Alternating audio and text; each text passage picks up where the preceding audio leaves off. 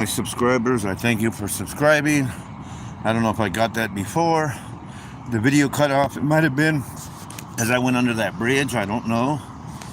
Okay, so I attended the No Kings protest. I met a lot of people. I met Risa, very nice lady. Pleasure to have met you and walked around with you. She was the one in the dinosaur suit, if you watched the video. And again, I'm learning this part of it, of actually filming other people. So I kind of did a bad job. Actually, I did a real horrible job from my perspective. You guys like it, I appreciate it. I did get some good interviews, though. I really did. And it was kind of interesting because I really didn't have to ask, because Risa was in the dinosaur suit. So people wanted to take pictures of her. So when they took pictures of her, that was my chance to ask them, is it okay if I interview you? Because I got a YouTube channel and I want to, ask a few questions. They said, fine, go ahead. So there was a few that I asked. And honestly, the overall was freedom. That's the overall, if you will, what people were there for not losing our rights. Like Risa had a sign that said, because it was kind of cool. She was in a dinosaur suit, and her sign said, "Don't let your rights go extinct," which made sense.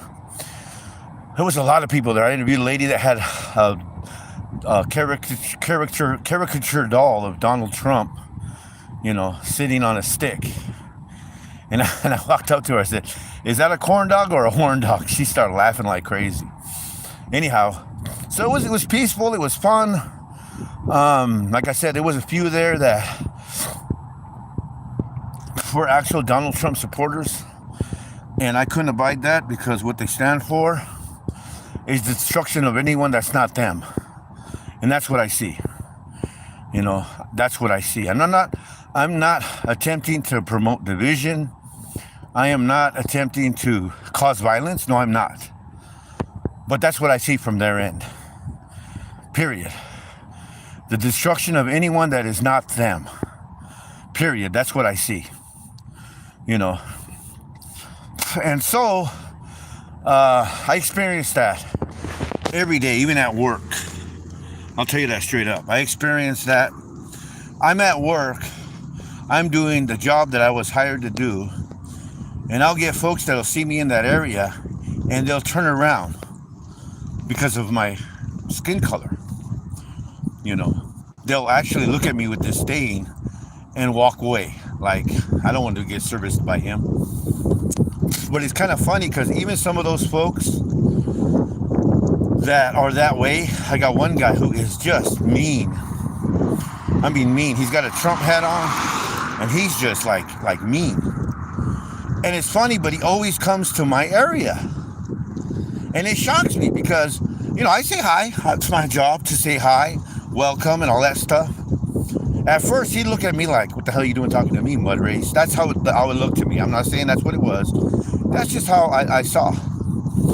And so he came back, and he always comes to my area. Now, if you're watching, dude, cool. But he always comes to my area. And he softened up. Now, I don't know if it's my personality. I don't know what it is. But yeah, okay, going back to this now. So there's some areas, because if some of you haven't been on my channel before, you'll kind of take a glance at it and think, oh crap, he's a Christian. I never claimed that title.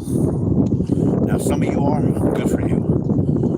Bravo, right on. I have never, ever claimed that title, ever. I did this back in the 90s, when it was super popular to be a Christian.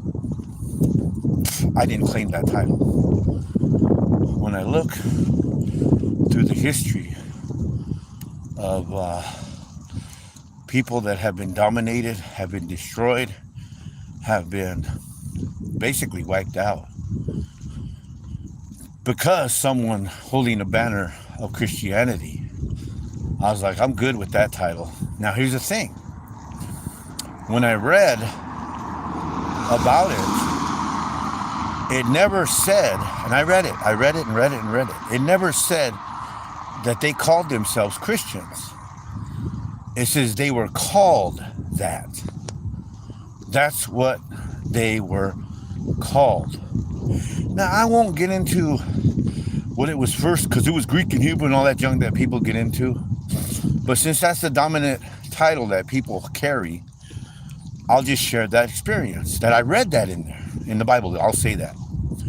So please, if you come across my page and you think I'm going to shove stuff down your throat, or think like I'm the regular, ordinary, you believe in Jesus, or you'll go to heaven, you don't believe in him, you go to, that's not me in any way, shape, or form. I've never, ever taken that stance. I've never, ever taken that title, Christian, ever. Not one time. Okay, now let me be clear. Again, there's nothing wrong with if people want to be called that, by all means.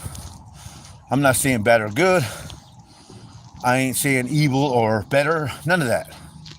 That's the title you take, more power to you. I don't take that title. So if you see a Bible in my hand, or you come across my channel and you see things going on, I don't promote that. Never. If you just go ahead and look at some of my videos, you'll never ever hear me say that one time.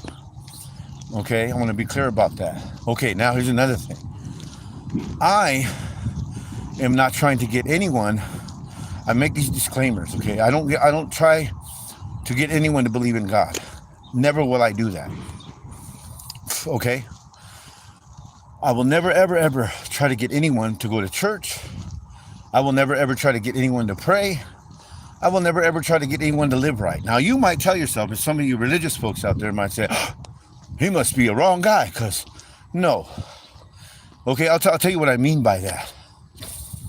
When I walk by a house and I see a family sitting outside, and let's say that one of the children did something not too good, I don't rush in there and try to tell the parents how to raise their kids. That's their kids. So, okay. So it's none of my business in trying to rear God's children. That's God's job, period. Okay, that's his job. So never, ever do I do that. You got it? Good. Anyhow, so anyway, see, people are listening, people are watching. Let me see here. I gotta put my glasses on so I can see what they're saying, what they're sharing, what have you, what have not. All right, let's see here. So, hi. Hello, Kathleen. Hello. Yeah, Kathleen, how you doing? How long what? How long you been walking? Oh, not that long. Not that long at all. Maybe 20 minutes, if that. I'm thinking my bus is coming. I don't know. It might be coming. Whoa, I might have to run now. You might now get to see me run. If that's my bus. I can't miss that bus. Then I'm actually building feels like an episode of Cops when I'm running, huh? I got the perpetrator in sight. That kind of thing. I do run pretty good though. Maybe I'll stand over here for the bus. Maybe not, I don't know. Anyway, I think I've been walking 20 minutes, if that. No, it's not coming yet. Good. Oh, I'll check my watch and see what time it is. This is the time where I'm at. Oh no, I got time. Anyway, like I said, I'll never ever try to get any of you to believe in God. That's not my intention. Okay? Belief is pretty powerful on its own. Not in what, but the actual belief thing itself. It's pretty phenomenal. I was having a discussion with a white supremacist one time. I'll share this with you guys. I really was. I was having a discussion with a white supremacist who looked at me as if I was less than them. So, never did I tell him I was a Christian. Never did I tell him once I believed in God. Not any of that. So he made a pretty profound statement. Here's what he said. He said, you know why Christians are weak? I said, oh, interesting. Go ahead. Why is that? He said, because their belief in the Bible is their crutch. I said, whoa, okay, cool. So let me ask you something, because his friends were them big, burly, white supremacist guys with the thunderbolts on their neck, the swastika on their chest, bald-headed, the gritty look, like they're trying to take a dump, but it's stuck. Sorry, guys, if you're listening, I don't mean it that way. It just appeared to me that way. Anyway, I walked away with him, or he actually walked. We were partners in college. We had to be, because we were teamed up. And so he didn't like it. And he told me straight from the gate, to me, you're lower than me. To me, you're nothing but a mud race. You crawled out of the swamp and you're nothing. I want you to know that. I said, cool. Yeah, that's good for you. And it was kind of funny because when I sat, he invited me to their table, the white supremacist table, and I went, sat down. You should have seen everybody in that room. They were like, what the heck's that guy doing? Oh, I'm not too bright, guys, so there you go. Anyhow, I sat down, and I looked at them. I said, I really hope you guys win this time. And they were like shocked, like, what? I said, no, I really hope you guys win this time. That way the argument ceases. That way you rule the world, you own everything, and blah, blah, blah. I said, just one thing puzzles me, I told them. Finally made it to my spot. Anyway, I said, there's only one thing that puzzles me, white supremacists. If you couldn't win when the mud races were weak, what makes you think you can beat them now that they have, a level playing field? And they were shocked, like, whoa. Anyway, I walked away with the white supremacist that was my partner in college. And he told me that. He said, Christian used their Bible as a crutch. I said, cool. Because, they believe. And I asked, that's why I'm sharing with you about belief. I asked him, okay. I said, what does a strong man believe in? I asked him, I said, what does a strong man believe in? And, hi, Jade Webb. How you doing? Good to see you. And all my wonderful subscribers. I heard they're called subs. I just got that term right now. So anyway, so I asked him, I said, what does a strong man believe in? I asked him that. And he said to me, what do you mean? I said, well, think about it. I told him, I said, he believes what he can't see. Just like a person who believes in God. They believe what they can't see. But a strong man also believes what he can't see. I said, before he gets into the fight, before any fist is picked up, before any kind of anything happens, bus is coming, so I might have to cut off pretty soon, maybe not, you never know. I said, before any fight happens, he has to believe that he can win without even seeing it. He has to believe, without seeing it, that he beat this guy up that he hasn't even raised a fist to yet.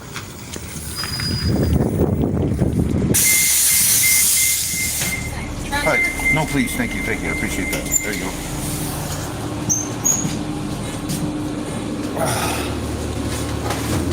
So that's what I said. I'm Indian. Me too. I am also Indian. Hi to everybody that's listening. How you doing today? Anyhow, yeah, so the guy couldn't believe it because he thought to himself, he said, hey, hello, let me see the name here.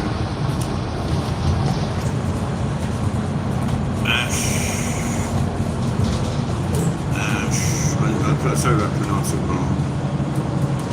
I can't even read the name, I'm sorry, but hi everybody. I'm also, I'm indigenous to these lands. My tribe is the Mandan Hidatsa tribe of North Dakota, so that's that. Anyhow, he couldn't believe it.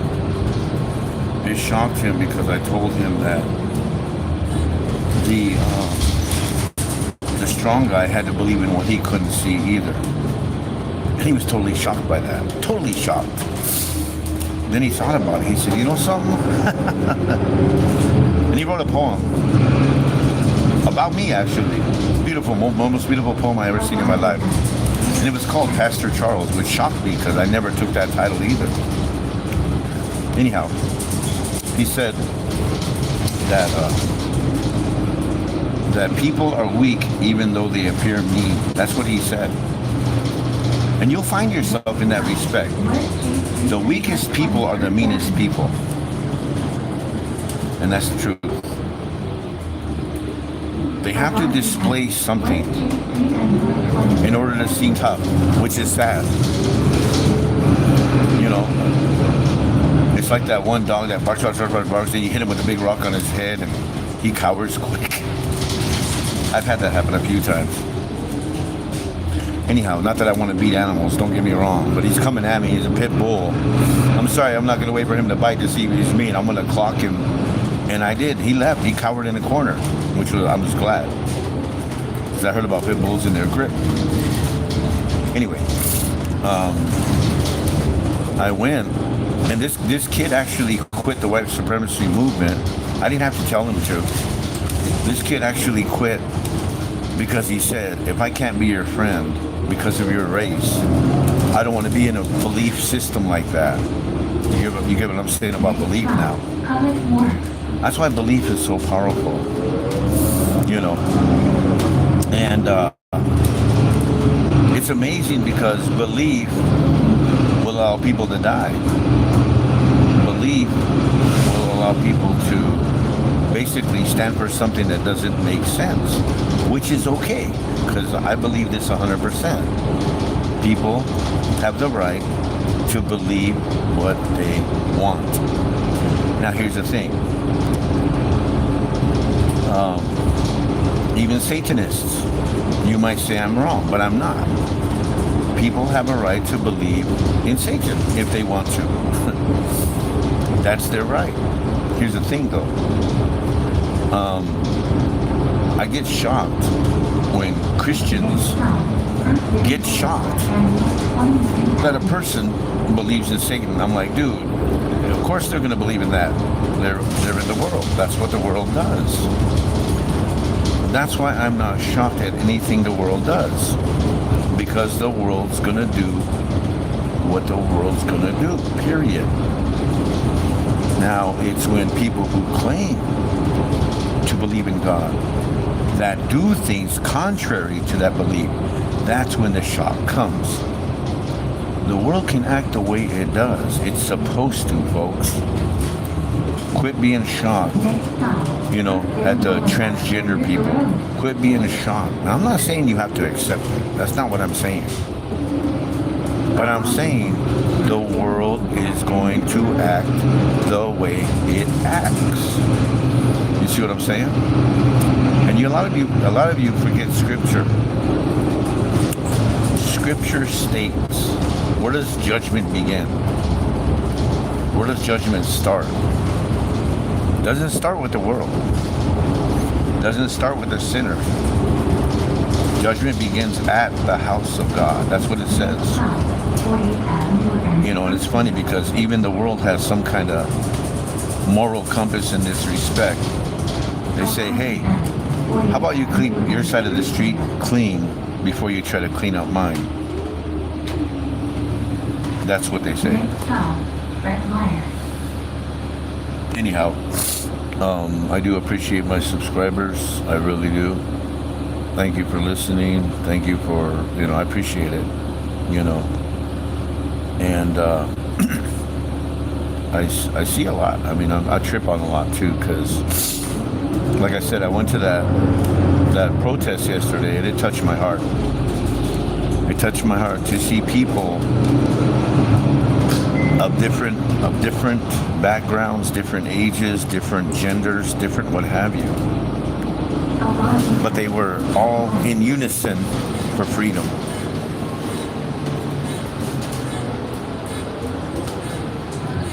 Hey, thank you so much. Yeah, they were all in unison for freedom. They were all in unison for, you know, rights. They were all in unison for, and I did. You can watch my video of that protest yesterday. And I interviewed here and there. I just didn't pick a specific. Okay, here we are. We're live again. Sorry about that. I don't know what happened. Kind of got tweaked out a little bit. I'm Indian. I'm Solve. I'm Solve. Well, hello, Solve. And your name, I don't even know what your name is. Let me look at your name real quick here. I'd like to acknowledge my followers and all that. Okay. Oh, Ashar Basha. I guess that means Indian India. I am myself. I'm American. Oh, Brazil. Well, hello there. And your name is Masu. That's a cool name. I'm sorry if I can't pronounce it right. Okay, let me go back to this again. God is not real. Okay. I've read the entire Bible many times, looking for something that tells me, or directs me, or shows me where God tells everybody, "Hey, I'm real." I've never seen it. Never seen it. Okay. So, when I tell you God is not real, reality deals with your five senses. But I'm going to go back to this again because it cut off, so I have to share it again. How many times did you hear something, thought it was true and it wasn't? How many times did you see something, thought it was true and it wasn't? You get what I'm saying? You can't even trust your own five senses. So this is what I'll say. God is not real. God is God beyond reality. Do you hear me now? Honestly, never will you read him say, "I'm real." He says, "I am God." And that's beyond reality, because reality can't conceive it. So if you try to find him with reality, you're never going to be able to. Period. Okay? That's what I want to get across to you. If you try to define him by anything of the core of this earth, I'm talking about what we do. I'm not talking about what he made, because everything tells us he did this. The clouds, the tilting of the earth for the seasons, the trees, the birds, all those things tell us. You see? And what do? We cover it up. We build over it. We destroy it for what? For a profit that we're not even going to keep. Pathetic. We do all that in vain because we're not going to keep it. It's going to stay right here. You know, man really never owns gold. And that's the truth. There isn't one person that took it with them. Period. Anyhow, I'm here now, so I got a little work to do. Well, I guess I can go in here with this. You know. But anyway, this is where I work.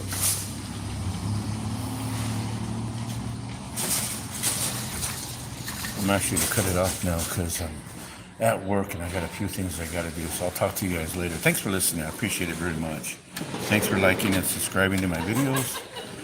Thank you for being there.